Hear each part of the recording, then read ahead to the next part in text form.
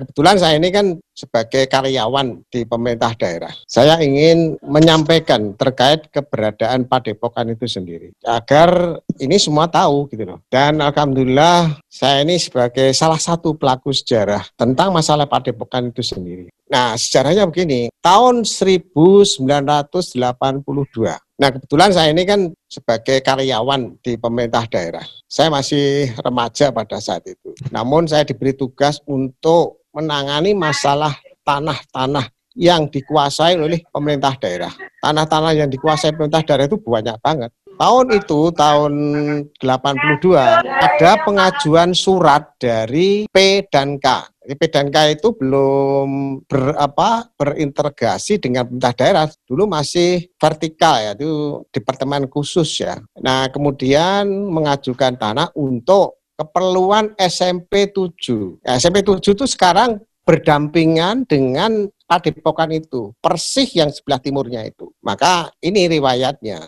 Dari permohonan dari P dan K itu mengajukan tanah untuk keperluan SMP 7 yang luasnya kurang lebih 2 hektar, lebih sedikit. Nah, di situ ada plafonnya. Plafon anggaran dari APBN, bahwa anggaran dari APBN tersebut per meternya Rp2.000. Kemudian setelah hitung, itu jatuhnya kurang lebih 1 hektar lebih sedikit, saya pastinya udah lupa ya. Kalau yang dimohon itu 2 hektar tentunya kan masih kurang, anggaran itu terjadi kekurangan. Nah, kalau tanah-tanah negara, khususnya tanah bengkokan itu ada aturannya ya. Aturannya bahwa tanah-tanah bengkok itu kalau digunakan untuk pembangunan harus ada penggantinya. Karena tanah bengkok itu umumnya digunakan untuk kegiatan pertanian, sawah dan lain sebagainya. Nah, oleh sebab itu tanah yang digunakan itu harus digunakan untuk sawah kembali, artinya digunakan untuk tanah-tanah yang produktif ya. Itu aturan.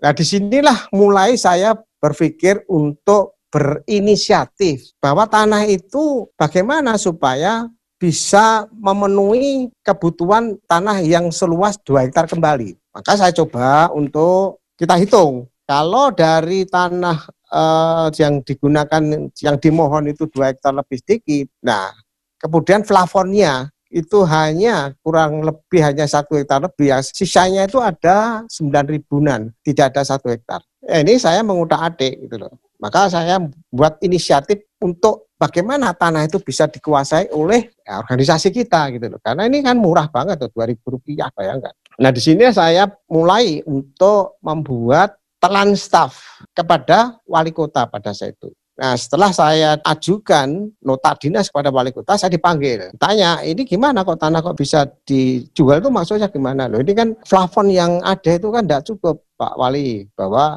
kalau dibelikan tanah lagi tidak cukup, padahal luasnya jatuhnya kan berkurang gitu loh. Nah, terus ini maunya dijual. Iya, dijual pada masyarakat.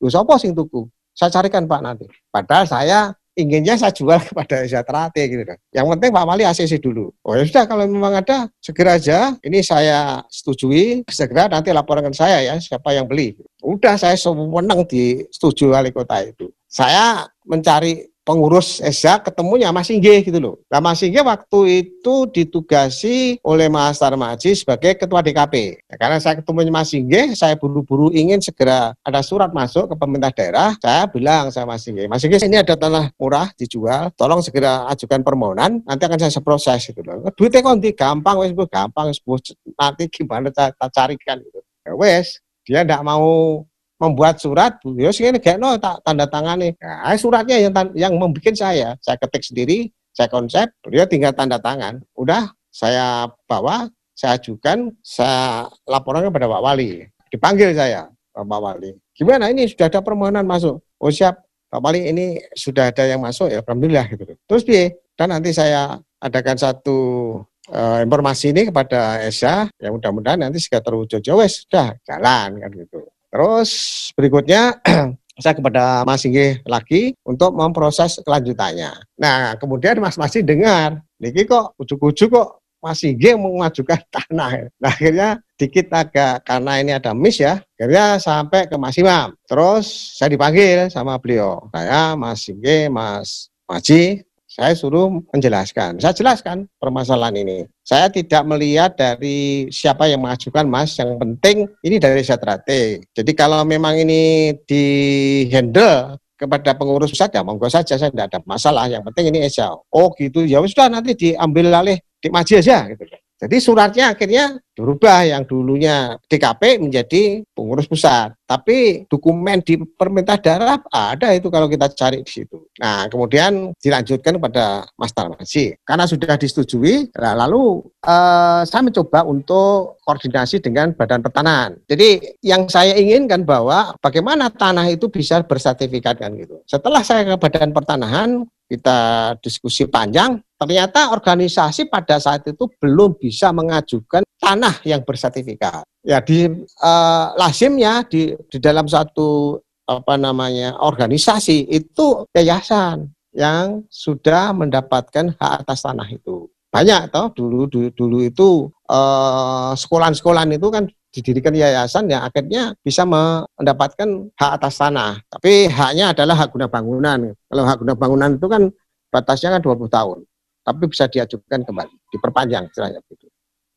Ya sudah, karena petunjuknya dari Badan Pertanahan seperti itu, nah, saya langsung kepada Pak Wali, Mas Imam. Ya, masih ternyata nggak bisa organisasi mengajukan hak atas tanah.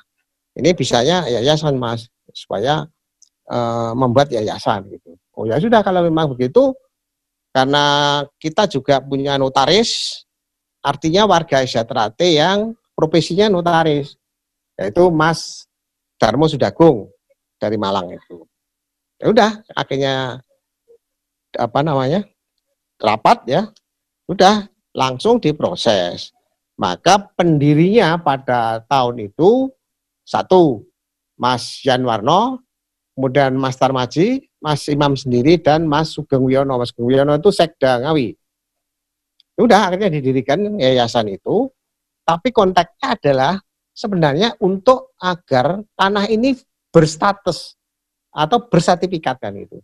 Nah, tujuan kami adalah nanti sertifikat itu bisa dijadikan anggunan untuk mendapatkan duit kan begitu. Nah, akhirnya sudah kita lakukan pemrosesan, karena prosesnya juga panjang, karena dari tanah negara menjadi tanah hak guna bangunan kan begitu. Nah, kemudian karena sudah semuanya setuju ACC, lalu alhamdulillah ya, jadi yayasan sudah bisa dilakukan, punya legalitas. Jadi kalau yayasan itu kan dahulu kan cukup dinotarial kan, kemudian disahkan ke pengadilan negeri, itu sudah sah itu. Cukup simpel, kemudian saya ajukan ke Badan Pertanahan, keluarlah sertifikat ya, hak guna bangunan atas nama yayasan. Nah, disinilah kebetulan saudara sepuh kita ini, Mbak Tinu, itu kan dulu bekerja di BCA. Nah, sudah, kemudian dianggunkan sertifikat itu agar mendapat pinjaman ya dari Bank BCA. Nah, untuk agar bisa terbeli tanah itu, solusinya adalah dicarikan pinjaman. Kepada siapa? Nah, ini kepada Mas Nyoto. Mas Nyoto itu kakak iparnya Mas Isbiantoro,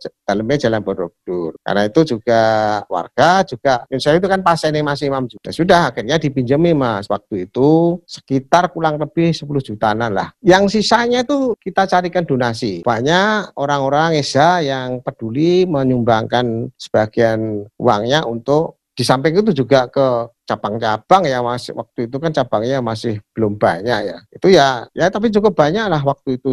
Kalau nggak salah sama 5 juta.